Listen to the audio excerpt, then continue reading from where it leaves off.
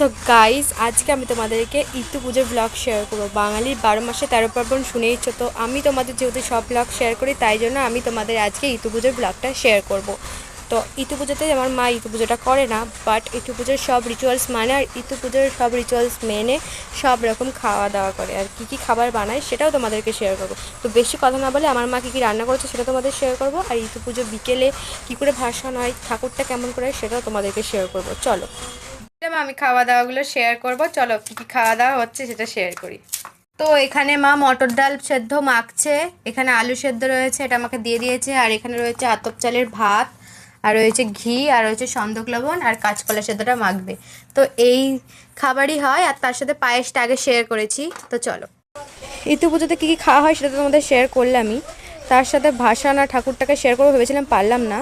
তো বড় গোস্বামী প্রসাদ এনেছিল বাবা, সেটা তোমাদের শেয়ার করলাম। দেখা হচ্ছে নেক্সট কোনো মিনি ব্লগে, ততক্ষণ বাই।